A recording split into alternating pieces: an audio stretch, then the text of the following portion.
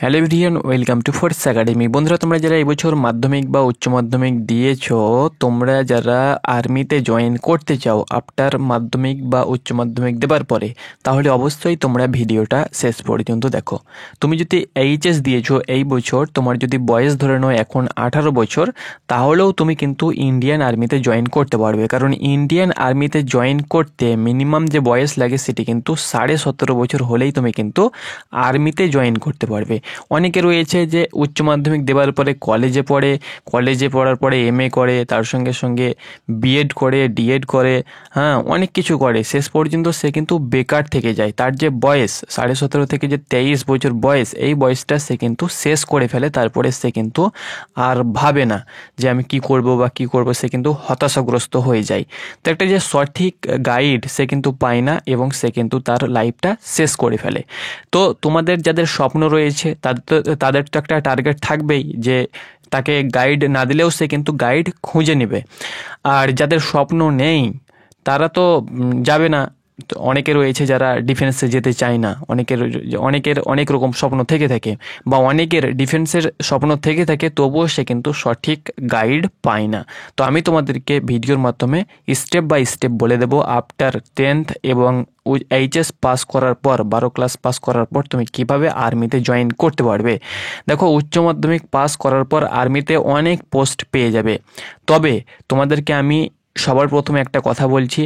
একটা কথা আছে যে কাউকে এক থালা খাবার দিতে হয় কিন্তু বুদ্ধি দিতে হয় না। কিন্তু আমি তোমাদেরকে বুদ্ধি দিচ্ছি সেটা হলো যে তোমরা যারা এই বছর মাধ্যমিক দিয়েছো তাদেরকে বলবো যে অবশ্যই তোমরা উচ্চ মাধ্যমিকে সায়েন্স নেবার চেষ্টা করবে। সেটা সায়েন্স তোমাদেরকে কেন নেওয়ার চেষ্টা করবে? দেখো, সায়েন্স নিলে তোমাদের অনেক পথ খোলা হয়ে যাবে। বিশেষ করে ডিফেন্সের তোমরা যারা যেতে চাও তারা সায়েন্স নিলে তোমরা কিন্তু প্রচুর পরিমাণে ফায়দা পাবে। অর্থাৎ অনেক পোস্টে কিন্তু তোমরা অ্যাপ্লিকেশন করতে পারবে। যারা আর্টসের প্রার্থী তারা পায় না, কিন্তু সায়েন্সের প্রার্থী তোমরা কিন্তু অনেক পোস্টে অ্যাপ্লিকেশন করতে পারবে। অনেকে কি হয় যে সায়েন্সটা নেয় না, সায়েন্স অনেক টাফ সাবজেক্ট, আমি পড়তে পারবো না, ম্যাথ করতে হবে, ফিজিক্স কেমিস্ট্রি পড়তে হবে। তো দেখো, তুমি সায়েন্স নিলেই অপরন্তু তোমার নাম্বারটা বেশি হবে। কারণ সায়েন্সে আমি দেখছি যে 30 করে কিন্তু প্রজেক্ট বা প্র্যাকটিক্যাল রয়েছে, আর আর্টসের ক্ষেত্রে কিন্তু 20 নাম্বার প্রজেক্ট রয়েছে। তো তুমি যদি 30 পাও এবং লিখিতে তো তুমি যদি 30 পাও, তো এমনিতে কিন্তু তোমার 60% রেজাল্ট হয়ে যাচ্ছে।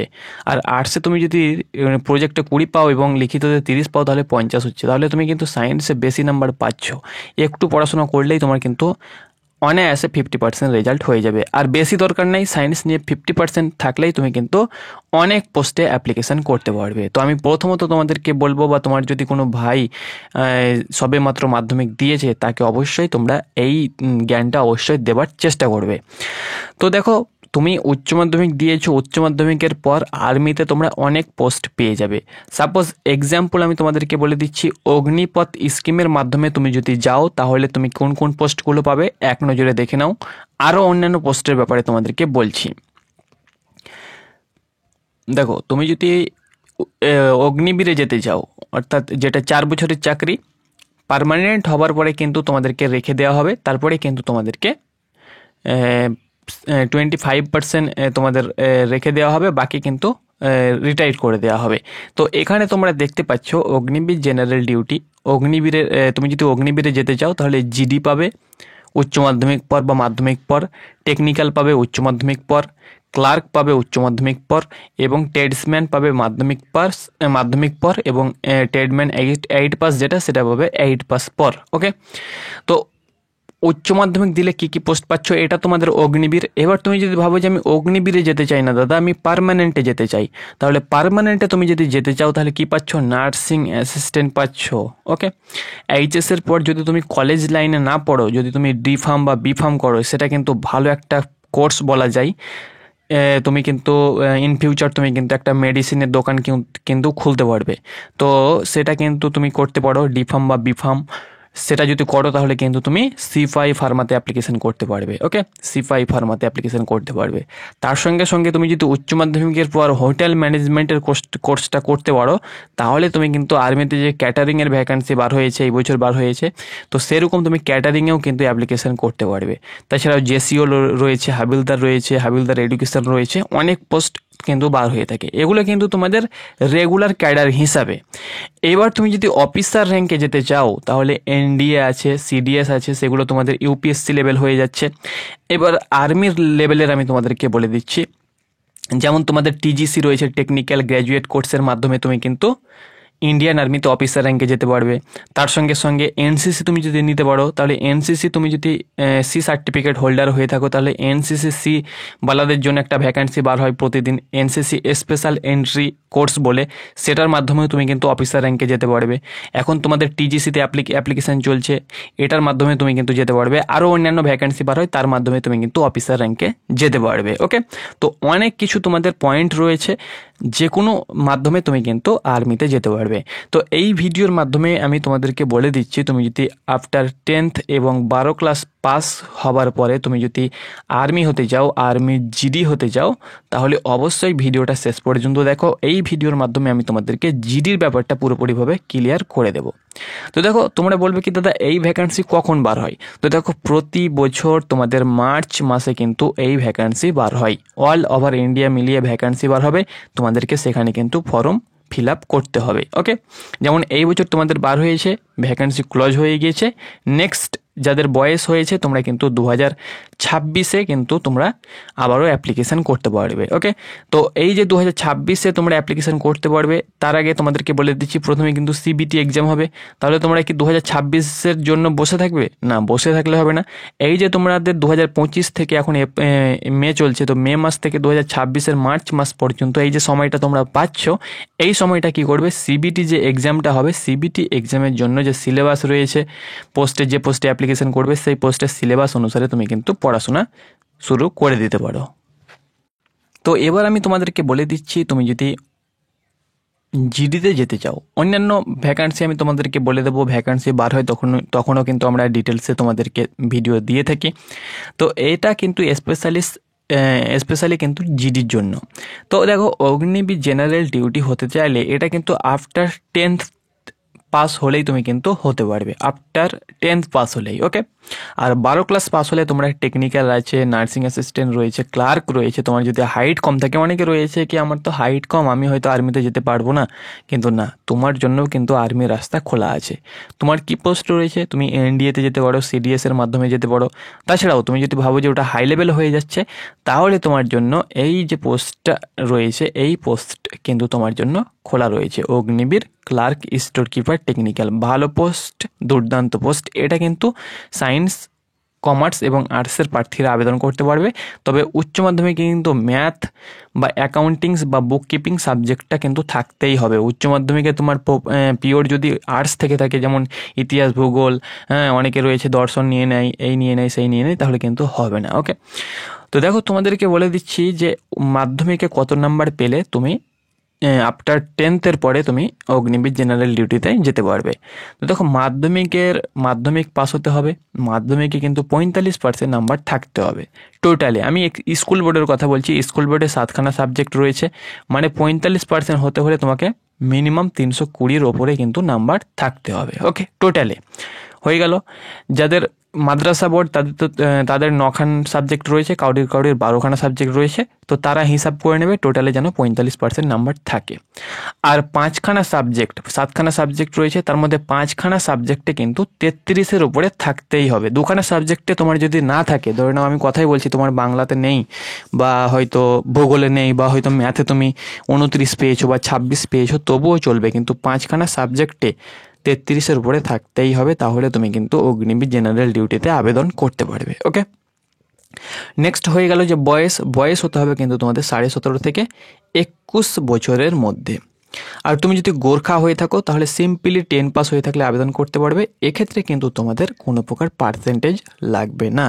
আর তোমার যদি তুমি যদি গাড়ি চালক হয়ে থাকো বা ড্রাইভার হয়ে থাকো, তোমার এলএমবি সার্টিফিকেট রয়েছে, তাহলে তুমি যদি অগ্নিবীর জেনারেল ডিউটিতে জব পেয়ে যাও, তাহলে কিন্তু আফটার জবের পরে কিন্তু তুমি ড্রাইভিং পোস্টের জন্য আবেদন করতে পারবে। ওকে, তো এটা ছিল তোমাদের এডুকেশন কোয়ালিফিকেশান। আজ আমরা কথা বলবো অগ্নিবীর এনইআর জিডির বেস্ট প্র্যাকটিস সেটের ব্যাপারে, যেটি এডুকা জোন দ্বারা প্রকাশিত করা হয়েছে। তুমি যদি অগ্নিবীর জিডির জন্য প্রস্তুতি নিচ্ছ এবং প্র্যাকটিস সেট নিতে চাও, এই প্র্যাকটিস সেটটি নিতে পারো। এই প্র্যাকটিস সেটের মধ্যে 50টি প্র্যাকটিস সেট দেওয়া হয়েছে, টোটাল 1450 প্লাস প্রশ্ন এবং একটি সলভড পেপার পেয়ে যাবে। তুমি তোমার প্রিপারেশনটাকে মজবুত করতে পারো। হিন্দি ইংলিশে এই প্র্যাকটিস সেটটি পেয়ে যাবে, লিঙ্ক ডেসক্রিপশন বক্সে দেওয়া হয়েছে। এবার বন্ধুরা আমি তোমাদেরকে বলে দিচ্ছি এডুকেশন কোয়ালিফিকেশান তো আমি তোমাদেরকে বলে দিলাম, এবার হাইটটা বলে দিচ্ছি। দেখো, বয়স তোমাদেরকে আগেই বলেছি, যেদিন থেকে অ্যাপ্লিকেশান শুরু হবে সেই অনুসারে কিন্তু তোমাদের ডেট অফ বার্থ হতে হবে এবং বয়স হতে হবে 17.5 থেকে 21 বছরের মধ্যে। হাইট তোমরা বলবে কি দাদা হাইট কত লাগবে? তো দেখো, আমাদের ওয়েস্ট বেঙ্গলের ক্ষেত্রে হাইট কিন্তু 169 সেন্টিমিটার হাইট থাকতে হবে। ওকে, 169 সেন্টিমিটার। এবার তোমাদেরকে বলে দিচ্ছি ওজন। তো ওজন মিনিমাম কিন্তু 50 কেজি থাকলেই তুমি কিন্তু পাস হয়ে যাবে। ওকে, তো হাইট এবং ওজন হয়ে গেল। এবার দেখো, এটা কিন্তু মেলের জন্য, আর ফিমেলদের জন্য কিন্তু আলাদা পোস্ট রয়েছে, সেটা কিন্তু ওমেন মিলিটারি পুলিশ। এবার দেখো, তোমাকে বলে দিচ্ছি, তুমি যদি স্পোর্টসম্যান হয়ে থাকো, ইন্টারন্যাশনাল, ন্যাশনাল বা স্টেট, তার সঙ্গে সঙ্গে কলেজ লেভেল বা ডিস্ট্রিক্ট লেভেল বা ইউনিভার্সিটি বা বোর্ড চ্যাম্পিয়নশিপ, তাহলে কিন্তু হাইটে 2 সেন্টিমিটার, চেস্টে 3 সেন্টিমিটার এবং ওয়েটে 5 কেজি তুমি কিন্তু ছাড় পেয়ে যাবে। তাছাড়াও এখানে দেখো, তুমি যদি গোর্খা হয়ে থাকো তাহলে 157 সেন্টিমিটার হাইট হতে হবে, আর চেস্ট 77 নর্মাল চেস্ট হতে হবে, 5 সেন্টিমিটার ফোলাতে হবে। এবং তুমি যদি শিডিউল ট্রাইব হয়ে থাকো, ট্রাইবেলস অফ রিকগনাইজড ট্রাইবেলস এরিয়া, এটা নয়, তুমি যদি শিডিউল ট্রাইব হয়ে থাকো অর্থাৎ এসটি হয়ে থাকো, তাহলে তোমার কিন্তু হাইট অনেকটাই কম রয়েছে। তবে এখানে এসটি দেওয়া নেই, আমি তোমাদেরকে একটা ভিডিওর মাধ্যমে জানিয়ে দেবো এসটির হাইট কিন্তু অনেকটাই কম রয়েছে। ওকে, তাছাড়াও তোমার যদি এনসিসি থাকে তাহলে কিছু বোনাস মার্ক হিসাবে পাবে, এনসিসি বিসি থাকলে। তাছাড়াও তোমার বাবা বা ভাই যদি আর্মিতে থাকে সেই হিসাবেও কিন্তু বোনাস মার্ক তুমি কিন্তু পাবে। ওকে, এবার দেখো, তোমরা বলে কি দাদা ফিজিক্যালটা বললে না, তো ফিজিক্যালটাও তোমাদেরকে বলে দিচ্ছি। আর অগ্নিপথ স্কিমের যে তোমাদের ক্রাইটেরিয়া রয়েছে, দেখো প্রথম বছর তোমরা জানো যে 4 বছরের চাকরি। প্রথম বছর তোমাদের কত টাকা দেওয়া হবে, দেখো এখানে প্রথম বছর 30,000 টাকা মাইনে পাবে, 21,000 টাকা কী হবে তুমি হাতে পাবে, তারা কিন্তু 9,000 টাকা গভর্নমেন্ট কেটে রাখবে। দ্বিতীয় বছর 33,000 টাকা পাবে, 23,100 টাকা হাতে পাবে, 9,900 টাকা গভর্নমেন্ট কেটে রাখবে। এইভাবে কেটে রাখবে, এককালীন তোমাকে 5.2 লক্ষ টাকা কিন্তু তোমাকে দেওয়া হবে। ওকে, টোটাল কিন্তু 10 লক্ষ টাকা কিন্তু আফটার রিটায়ার্ডের পর পেয়ে যাবে। এবার তুমি 4 বছরে যে টাকা ইনকাম করবে সেটা, এবার তোমার স্বপ্নটাও পূর্ণ হলো, দেশ সেবার কাজটাও কিন্তু তোমার হয়ে গেল। ওকে, তাছাড়াও অগ্নিবীর স্কিল সার্টিফিকেট পাবে, আরও অন্যান্য ইন্স্যুরেন্স এটা ওটা কিন্তু ফ্যাসিলিটি তোমাদের রয়েছে। নেক্সট দেখো, তোমাদেরকে বলে দিচ্ছি ফিজিক্যাল। প্রথমে কিন্তু তোমাকে সিবিটি এক্সাম কোয়ালিফাই করতে হবে, অর্থাৎ রিটেন এক্সামটা কোয়ালিফাই করতে হবে, তবেই কিন্তু তুমি ফিজিক্যালের জন্য ডাক পাবে। ফিজিক্যাল নিয়ে চিন্তা করার কোনো দরকার নেই, প্রথমত রিটেনটার জন্য ফোকাস করো। রিটেন তুমি যদি পাস না করতে পারো তাহলে ফিজিক্যালে তো ডাক পাবে না। তাহলে ফিজিক্যাল আমার এখন থেকে রানিং করা বা অন্যান্য করা কিছু দরকার নেই, এখন আমাকে কিন্তু পড়াশোনাটা করতে হবে। আর হ্যাঁ, তুমি যদি রানিংয়ে কমজোর হয়ে থাকো তাহলে সকালে সকালে রানিং করতে পারো, রানিং করা স্বাস্থ্যের জন্য অবশ্যই ভালো। সেই সঙ্গে সঙ্গে কী হবে, তোমার আর্মির জন্য কিন্তু রানিংটা হয়ে যাবে। তাহলে কী হবে, এক ঢিলে কিন্তু দুটো পাখি কিন্তু তোমার কাজ হবে, অর্থাৎ এক ঢিলে দুটো কাজ হবে। তো দেখো, রানিংটা তোমাকে কত কিলোমিটার করতে হবে বা রানিংটা কত কিলোমিটার নেওয়া হয়ে থাকে আর্মিতে। তো দেখো, 1600 মিটার কিন্তু তোমাদের রানিং হবে। 1600 মিটার গ্রাউন্ডে রান হবে না তোমাদের রোডসে রান হবে? তো দেখো, তোমাদের গ্রাউন্ডেই কিন্তু রান হবে 1600 মিটার। ফার্স্ট গ্রুপ 5 30-এর মধ্যে তুমি যদি কভার করতে পারো তাহলে 60 নম্বর পেয়ে যাবে। ফিজিক্যালে কিন্তু তোমাদের আবার টেকনিক ট্রেডম্যান এবং জিডির ক্ষেত্রে কিন্তু 100 নম্বর ফিজিক্যাল হয়ে থাকে। তো 60 নম্বর। পুল আপস কিন্তু 10-এ 10 করতে পারলে কিন্তু 40 নম্বর, টোটালি 100-তে 100 পেয়ে যাবে। 5.5 মিনিট থেকে 5:45-এর মধ্যে কভার করতে পারলে 48 নম্বর। 5:46 থেকে 6 মিনিটের মধ্যে কভার করতে পারলে 36 নম্বর এবং 6 মিনিট থেকে 6 মিনিট 15 অবধি কভার করতে পারলে 24 নম্বর কিন্তু তুমি বোনাস হিসাবে নাম্বার পাবে। তাছাড়াও 9 ফুট তোমাদেরকে খাল বা গর্ত পার হতে হবে, এটা শুধুমাত্র কোয়ালিফাই করতে হবে এবং জিগজ্যাগ ব্যালেন্সটা কোয়ালিফাই করতে হবে। তো এটা ছিল তোমাদের রান। দেখো, রান হলো তোমাদেরকে 1600 মিটার কভার করতে হবে। লাস্ট টাইম তোমরা দেখতে পাচ্ছ 6 মিনিট 15 সেকেন্ড, অর্থাৎ 6-15-র মধ্যে তুমি যদি কভার করতে পারো তাহলে তুমি কিন্তু অনায়াসে তুমি কিন্তু কোয়ালিফাই করে যাবে। এবার তুমি যদি আরও টাইম কমাতে পারো তাহলে মাঠে যে তোমাদের ফিজিক্যাল 100 নম্বর রয়েছে সেই নাম্বারটা কিন্তু তুমি বোনাস হিসাবে বেশি পরিমাণে পাবে। ওকে, তো এটি ছিল কিন্তু তোমাদের রানের পর কি হবে, তোমাদের হাইট, ওয়েট, চেস্ট এগুলো দেখা হবে। দেখার পরে কিন্তু তোমাদের মেডিকেল হবে।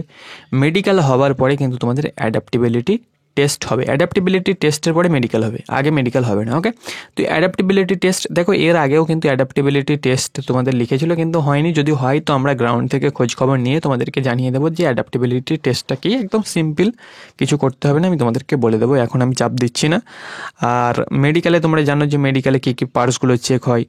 তোমাদের কালার মাইন্ড দেখা হবে, তার সঙ্গে সঙ্গে তোমাদের আরও অন্যান্য হাত পা তোমাদের ব্যাঁকা আছে কি নেই, কাটা কোনো জায়গায় কাটা থেকে কেটে রয়েছে বড় অংশের, কোনো জায়গায় হয়তো বাঁকা রয়েছে, হ্যাঁ, আরও অন্যান্য যেসব মেডিকেল পয়েন্ট রয়েছে সেগুলো কিন্তু তোমাদের চেক হবে। ওকে, তার সঙ্গে সঙ্গে চোখের ডিস্টেন্স, মেজর পয়েন্ট, তার সঙ্গে সঙ্গে মাইনর পয়েন্ট, সবগুলো কিন্তু তোমাদের পয়েন্টগুলো দেখা হবে। দাঁতের, তোমার যদি কোনো দাঁতের পোকাল লেগে থাকে এবং সেখানে কোনো দাঁত নেই, 28টা দাঁত কিন্তু তোমার থাকতে হবে। ওকে, তো এভাবে কিন্তু তোমাদের পুরো প্রসেসটা কমপ্লিট হবে। তো আশা করি তোমাদেরকে বোঝাতে পেরেছি, সঠিক ইনফরমেশান দিতে পেরেছি। যখনই তোমাদের ভ্যাকান্সি আসবে জানিয়ে দেবো। আর আমাদের চ্যানেলটাকে ফলো যদি তুমি করে থাকো তাহলে কিন্তু কী হবে, প্রত্যেকটি আপডেট পেয়ে যাবে, কোনো আপডেট কিন্তু মিস হবে না। তো অবশ্যই আমাদের চ্যানেলটাকে ফলো করে নাও। ধন্যবাদ।